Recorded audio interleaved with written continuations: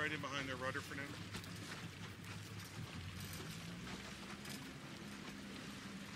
The first thing I notice here with the Buccaneer is you can see I would tend to try to get that main halyard up a fair bit. You can see what's happened is it closes the lower leach of the main because the main's not up all the way, and changes the twist ratio of how the sail sets up. It doesn't quite twist properly.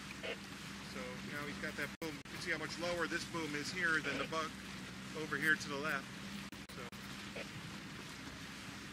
So guys, can your main halyard go up a fair bit more? I think you probably maybe just go ahead to wind and try to get it up. I'd say another 7 or 8 inches if you can. It's going to help you set up a little more power in the upper section. Make sure all the bangs off and the Cunningham and all that stuff.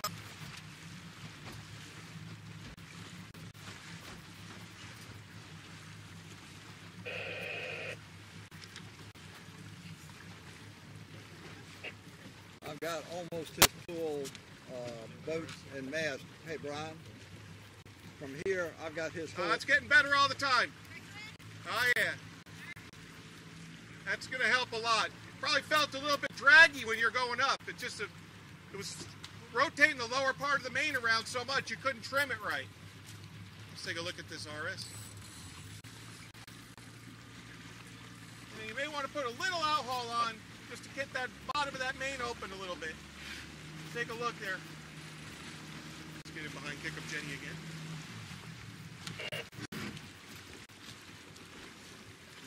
Brian, just so you know, I got a top and bottom with this wide angle lens. I can see from right here almost to the top of the mast, from right in here. And if you zoom in at the top of the main, even now we can still go up another 2 or 3 inches. That's going to help them out a lot. There's a little bit of bad air, so it's not a great indication. But we can see the leach profile's gotten a lot more consistent. And obviously if it was loaded up, it'd be a lot better. You can pull a little main sheet on, try to power it up just, there you go, a little bit. Let her grab a little bit. That should be better. If you get a chance too, if it will go up another inch or two, it wouldn't be the worst thing. It's going to help the leach profile a lot.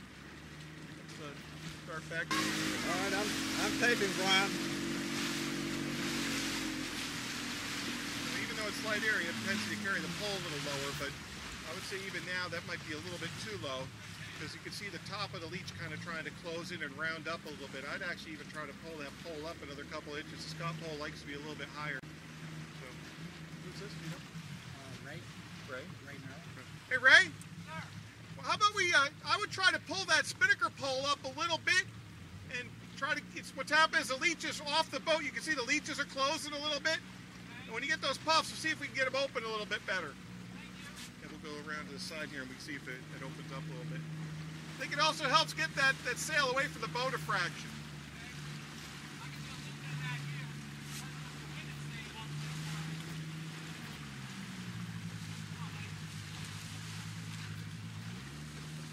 Just see if that goes a little better.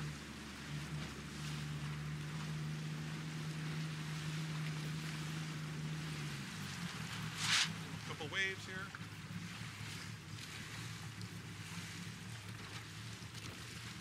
Ray likes to fly the Sail's just getting a little bit round, maybe got a couple miles on it. You can see it's a little more tubular.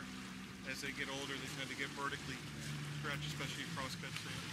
All right, let's. I'd like to see that pole up a little bit. You can see how the leeches tend to get shut down. The pole's that low. So let it breathe a little bit. It's very tight along the leeches, but that basically sucks the sail into the boat a little bit. That's Jack. It's his boat, and his crew is driving.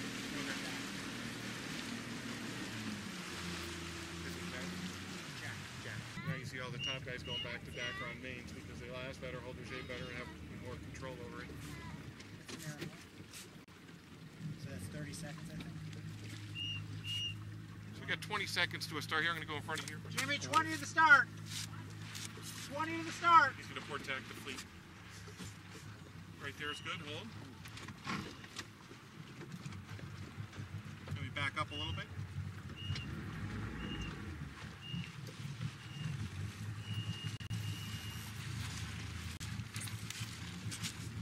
Hold that right there. Up a little bit. Up a little bit. Up a little bit. Good. Hold that. 7.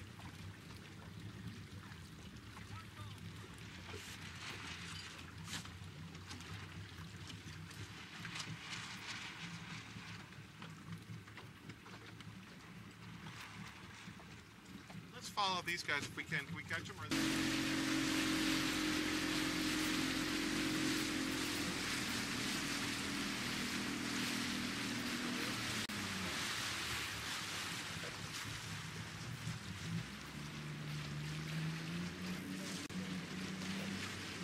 Here, not a lot of movement, flat water. Don't want to disturb the boat too much. Maybe could potentially sneak the weight forward a little bit, though it's pretty good. Nice puff here, trying to keep the boat flat. Forward crew could lean up just a little bit, try to keep the boat a little flatter. A little shoulder tween. You can see the top of the main a little bit closed right now. He's going to go into a little slow speed. I'm going to imagine he's going to ease the main sheet pretty quickly here and get the boat going again. A little puff for him. There it goes. A little ease. Get that top telltale. Starting to flick a little bit. A little main trim. A little blue. Take a little blued head right there. Good. We're going to go behind the jib here. Take a look at. You can see how much depth there is in the lower section of these sails from behind. You can see the bottom section of the main. There's a lot of power and a lot of depth to it. Boat going pretty well, nice and flat, needs a little more power. We'll spin around and how about we go down here? Weight placement, forward is excellent. Notice they're both forward of the main sheet, which is excellent. Keeping that transom out of the water, very good. Great flow coming off the leech of it. I would even pull a little more outhaul on, maybe a little bit. You can see how much depth again there is in this lower section of the sail. So you could probably keep a little more outhaul on. That's right. You might want to try a little more outhaul, guys, if you can. Just a little bit, another inch or two. You got a starboard boat now? Hey, you're stealing this camera time. So on 5971, you can see they're weather sheeting, which is good, but they really need to have the a longer tail off the jib, because what's happening is it's just rounding up the lower part of the sail. Okay, you guys want to go upwind for a second?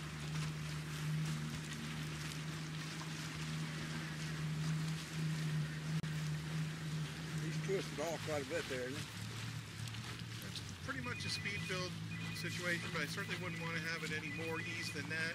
Now the boat's powered up, you can start trim the main a little bit. Trim, pull power into it, trim the main, pull it.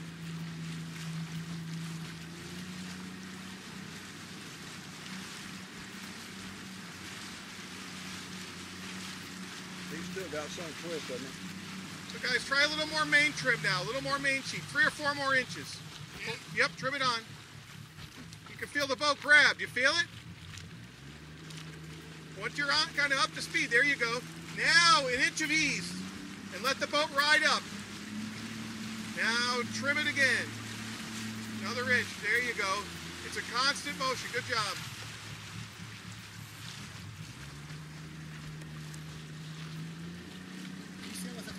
Why don't we head on back, guys? We'll see you down there at the thing. Leech tends to just want to collapse on itself. When it's this light like that, I mean, you do want to get that pole up a little bit and try to expose some more sail area. Can you guys pull your spinnaker pole up about 4 or 5 inches if you can? And you're going to want to let the guy go forward a little bit. Just keep pulling it up. A little more. Good. Let's try that right there. And pull the guy back and head up just a little bit. Let him sail by us a little bit. It might need to come down an inch. Good. So we can see here too, this is another perfect example. You can see the mast and the center seam of the spinnaker. Go forward a little bit. And as long as those are parallel, that means your pole's not too high or low. So you can see they pulled the pole up a fair bit. And now that the leech is behaving more properly. It's not folding over the whole way. It's just that top is curling in. A lot more exposed area here on the weather side of the sail. And we've got that center seam dead straight. So when it starts to feel light like that, just head up and just get some more power in the spinnaker. Remember, speed kills. So once you don't feel any pull on it, just give yourself 2 or 3 degrees up. Perfect.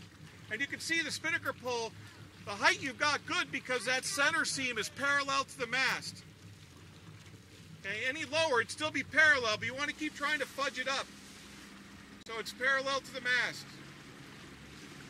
This main pretty good If you position. pull it up now, just to experiment, try pulling that pole up another 4 inches and head up a little bit as you do. And now you can see a little more. Now you can see how the sail jumps away and gets exposed. Now obviously that little puff helped, but see how it's folding at the top first instead of along the whole leech? That's kind of the look you want to go for. That might be a little high for this condition, but I just wanted to show you that it gets more exposed area up. And when it starts collapsing like that, I always just tend to just head up an inch or two and pull a little bit in and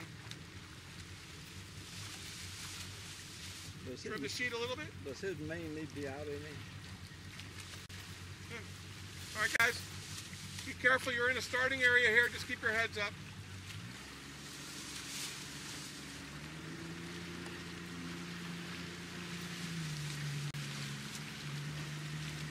Brian, how's his mainsail position?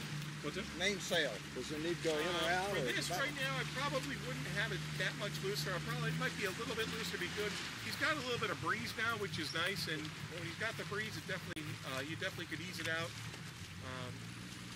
Make sure the vang is off. It seems like the vang might be on just a scotch. You're going in behind this jet. We're going behind 4322 and see how they're setting up, if you don't mind.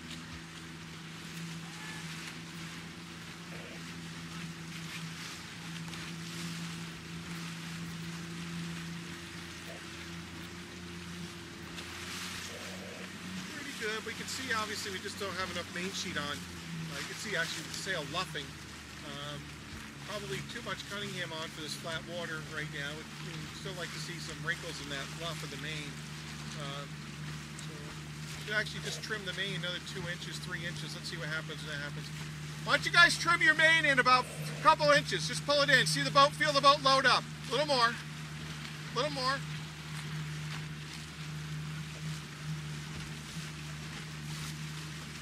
Weight up on the rail.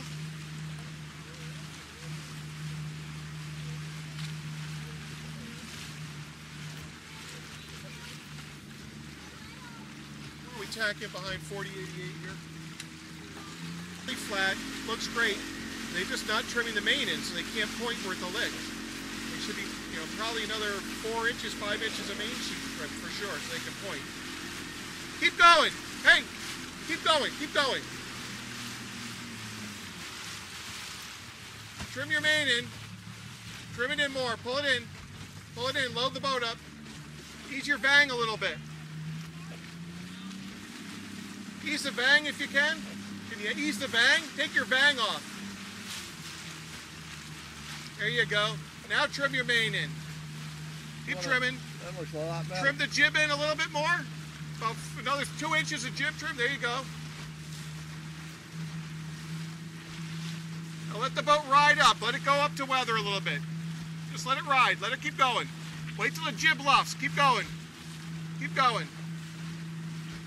When the jib luffs a little bit, pull it back down. Right there. You can feel the grab point right between it luffing and not.